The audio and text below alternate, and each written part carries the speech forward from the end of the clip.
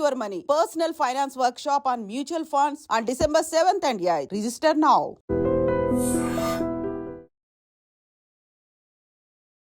Hi guys, welcome to I dream. నేను మీ Chanakya. Mutual ఫండ్స్లో invest చేస్తున్నారా? చేస్తూ ఉంటారు. అండ్ స్టాక్స్లో కానీ ఇలాంటి చాలా చోట్ల ఇన్వెస్ట్ చేస్తుంటారు. కానీ మీకు ఎప్పుడైనా కానీ ఒకవేళ మ్యూచువల్ ఫండ్స్ కంపెనీ కనుక క్లోజ్ అయితే ఏంటి సంగతి? మనం పెట్టిన ఫండ్స్ అనేది ఏమవుతాయి? ఇలాంటి డౌట్స్ అనేది కూడా వచ్చే ఉంటాయి కదా.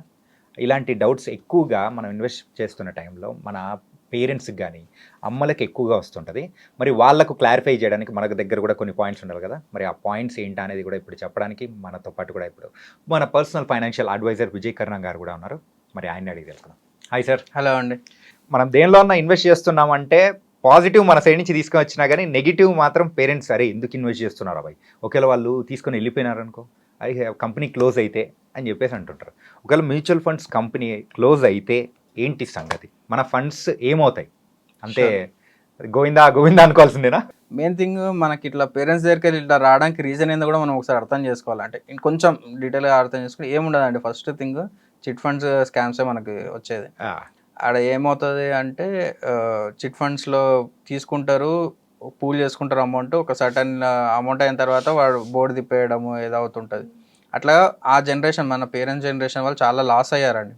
వాళ్ళు జాగ్రత్తతో చెప్పేదే తప్పితే అక్కడ మనకి ఏదో మనం ఇన్వెస్ట్ చేయొద్దు అని చెప్పడం అని కాదు. మన కష్టపడి సంపాదించిన పైసల్ని డబ్బుల్ని మనం ఎక్కడైనా తప్పు వేస్లలో ఎక్కడైనా ఇన్వెస్ట్ చేస్తున్నామా, మెయిన్ మన కష్టపడిన పైసలు పోగొట్టుకుంటామనే భయంతో వాళ్ళు మనం అడగడం తప్పితే అక్కడ వేరే ఏం లేదండి. ఎందుకంటే చాలా స్కామ్స్ అయ్యాయి చిట్ ఫండ్స్ రిలేటెడ్లో. చాలా అంటే మన రోజు చూస్తూనే ఉంటాం ఫ్రెండ్స్ అండ్ ఫ్యామిలీ సర్కిల్స్లలో. ఎన్ని రెగ్యులేషన్స్ వచ్చినా చిట్ ఫండ్స్కి రిలేటెడ్ కానీ, అంటే ఏదైతే రెగ్యులేటరీ చాలా తక్కువ ఉండే ఇన్స్ట్రుమెంట్స్ ఉన్నాయి. ఇప్పుడు రియల్ ఎస్టేట్ కూడా రెగ్యులేటరీ చాలా తక్కువ ఉంటుంది అక్కడ. రెరా అని ఇట్లా కొన్ని ఇన్స్టిట్యూషన్స్ ఉన్నాయి. కాకపోతే వాళ్ళ కంట్రోల్లో కూడా లేనేటివి చాలా జరుగుతుంటాయి అన్నమాట ట్రాన్సాక్షన్స్. అక్కడ చాలా రిస్క్ ఉంటుంది అన్నమాట.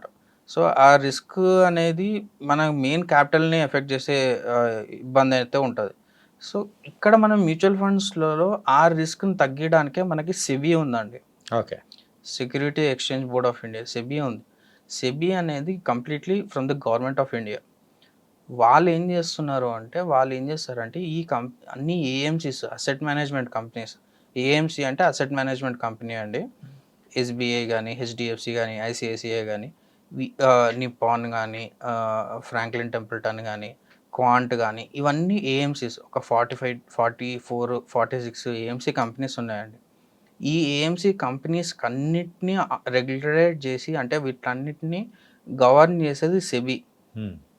వాటన్నిటిని అంటే వాళ్ళ ట్రాన్సాక్షన్స్తో సహా వాళ్ళు ఎక్కడెక్కడ ఫండ్స్లో ఎక్కడెక్కడ ఏ కంపెనీస్ ఇన్వెస్ట్ చేస్తున్నారు అన్నీ కూడా వాళ్ళు రిపోర్ట్ చేయాల్సిందండి సెబీకి.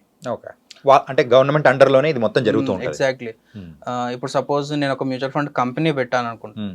ఒక మ్యూచువల్ ఫండ్ కంపెనీ పెట్టాను, మీరు వేరే ఏదైనా కంపెనీ ఓనర్ అనుకుందాం, ఏదైనా లిస్టెడ్ కంపెనీ. నేను డైరెక్ట్గా వచ్చేసి మీ కంపెనీలో ఇన్వెస్ట్ చేయడానికి ఉండదు అనమాట.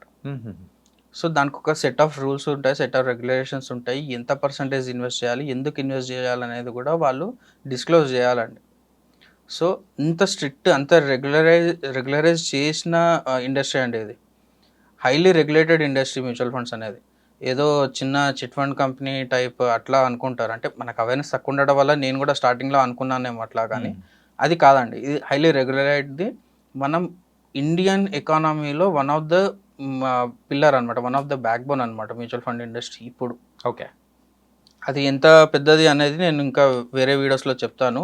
అది mutual fund as an industry ఎంత పెద్దది అనేది కూడా నేను డీటెయిల్గా చెప్తాను. మేబీ వీ కెన్ ఎక్స్పెక్ట్ ఇది అంటే ఇన్ డీటెయిల్గా వెబినార్లో మనం ఎక్స్పెక్ట్ చేయొచ్చు. వెబినార్లో ఇంకా డీటెయిల్గా చెప్తానండి. ఎంత గ్రోత్ ఉంది, ఇంకా డౌన్ ద లైన్ ఇంకెంత పెద్దగా అవుతుంది మ్యూచువల్ ఫండ్ ఇండస్ట్రీ, ఆ గ్రోత్లో మీరు ఉండగలుగుతున్నారా, ఉండలేకపోతున్నారా, మీరు ఎంత ఆపర్చునిటీ మిస్ చేసుకుంటున్నారు ఒకవేళ ఉండలేకపోతే అనేది కూడా మీకు డీటెయిల్గా మనం మాట్లాడుకోవచ్చు అనమాట వెబినార్లో. Okay sir. So and SEBI గురించి మనం మాట్లాడుతున్నాం కదా. సో ఎప్పుడైతే ఏఎంసీ మనం రిజిస్టర్ చేసినామో రాత్రికి రాత్రి మనం ఏఎంసీ క్లోజ్ చేయడం అనేది as per law, as per regulatory మనం అట్లా చేయొద్దు అనమాట. Over the night AMC close అనేది ఎక్కడ ఉండదు, కాదు కూడా. ఒకవేళ అట్లాంటి సిచ్యువేషన్ ఉంటే ఫస్ట్ సెబీకి వాళ్ళు ఇన్ఫార్మ్ చేయాలి.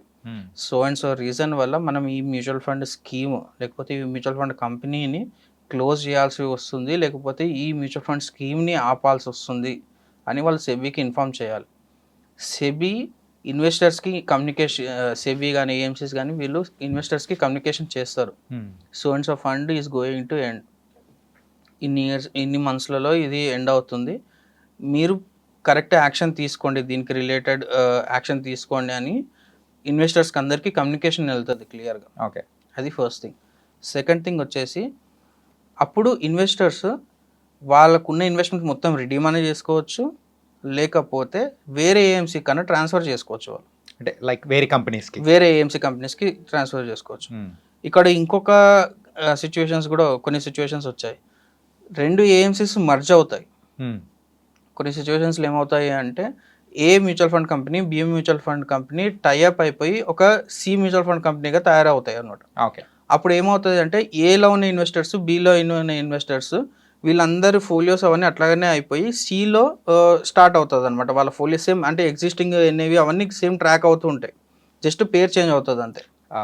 ఫర్ ఎగ్జాంపుల్ చెప్పాలంటే మన బ్యాంకింగ్స్లో కూడా కొన్ని చిన్న చిన్న బ్యాంక్స్ ఏదైతే ఉంటాయి పెద్ద బ్యాంక్స్లో టైఅప్ అయిపోయి పెద్ద బ్యాంక్గా అవతరించారు. మనకి అందరు తెలిసిన example Andhra bank, union bank. Yeah, Andhra bank వచ్చేసి యూనియన్ బ్యాంక్లో మర్జ్ అయిపోయింది.